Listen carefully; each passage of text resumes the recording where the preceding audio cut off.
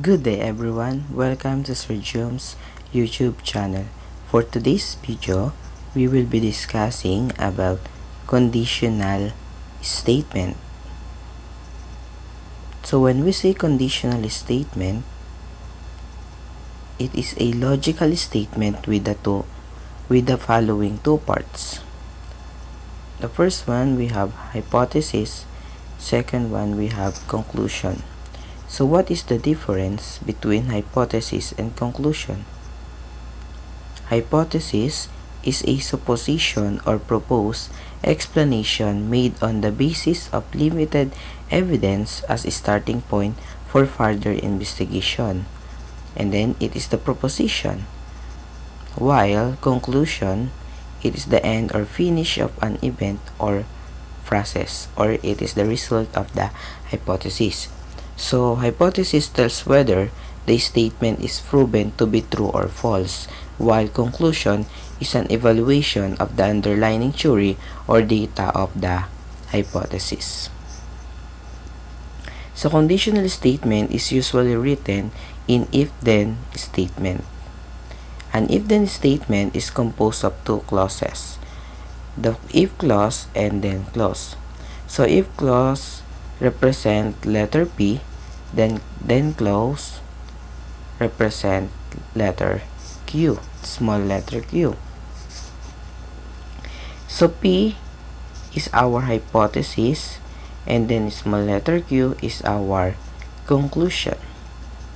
Okay, for example, so this statement ay naka-form na siya na naka-if-then form. So we're going to do is to identify what is the hypothesis and conclusion to this statement. So if an animal meows, then it is a cat. So our hypothesis, an animal meows, then our conclusion, it is a cow. Diba? Ano ba yung animal na yung tunog is meow? Syempre, cat lang. So, this if-then statement is true. Okay, another example. If it rains, then the sports fest will be cancelled. So, kapag daw umulan, sports fest will be cancelled. So, our hypothesis, it rains. Then our conclusion, the sports fest will be cancelled. Okay, another example.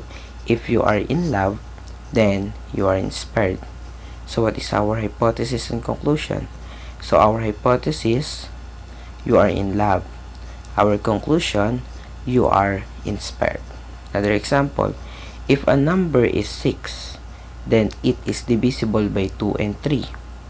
So we all know that 6 is divisible by 2 and 3. So therefore, our hypothesis, a number is 6. Then our conclusion, it is divisible by 2 and 3. But there are some conditional statements not written in if-then form, but you can rewrite them using if-then form.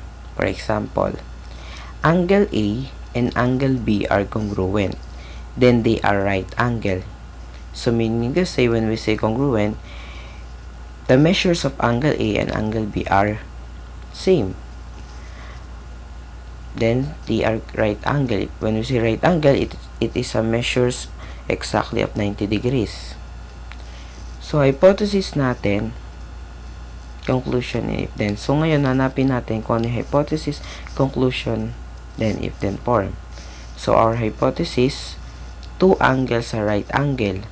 So the two angles are yung angle A and angle B. Then our conclusion, they are congruent.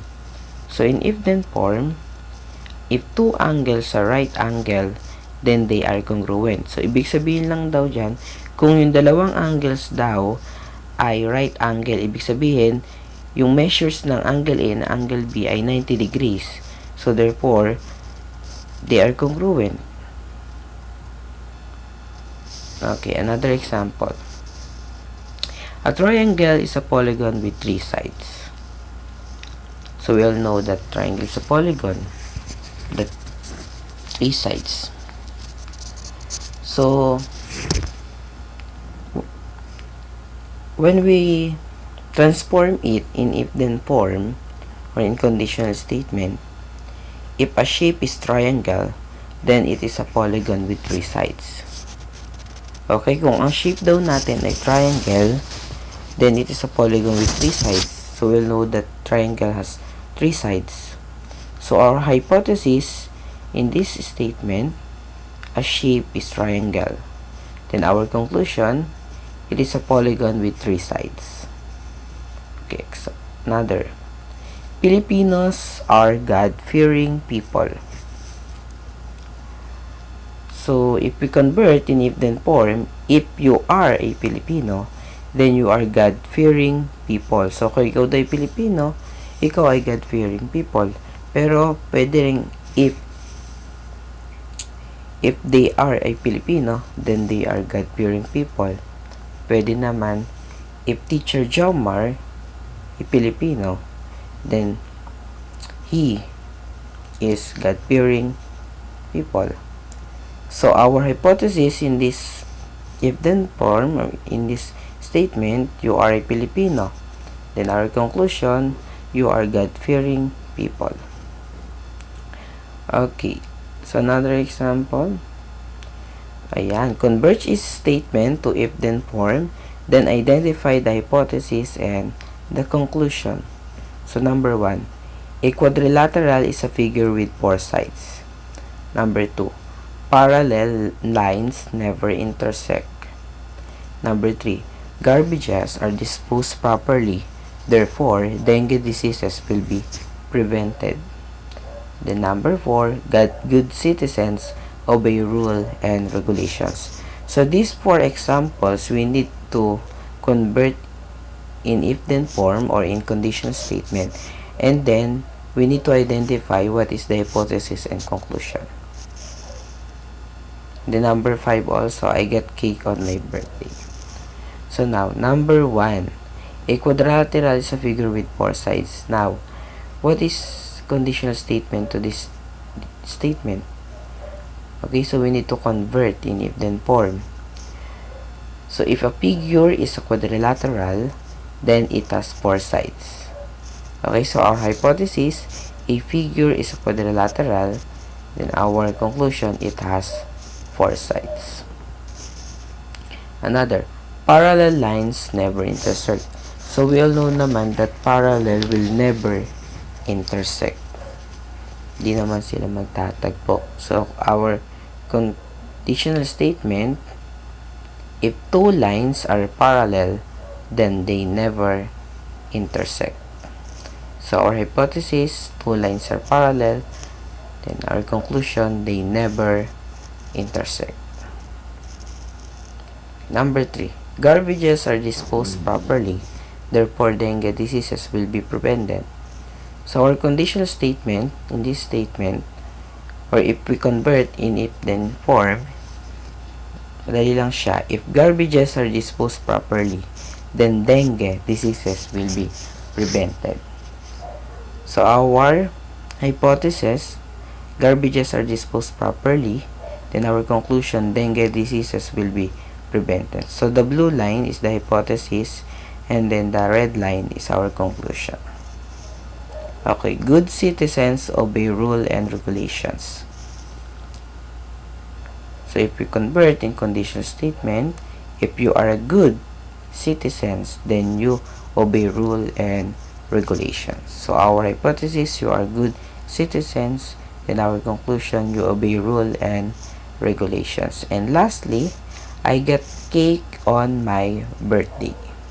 So if we convert it into if-then form or in conditional statement, if it is my birthday, then I get cake. Di ba kung birthday natin, tayo nakakakuha ng cake. So our hypothesis, it is my birthday, then our conclusion, I get cake. So, yan lang yung about sa conditional statement. Basta always remember that conditional statements are formed by joining 2 statements, P and Q, using words if and then. So, the P statement is called the hypothesis and the Q statement is called the conclusion. So, that's it. Bye!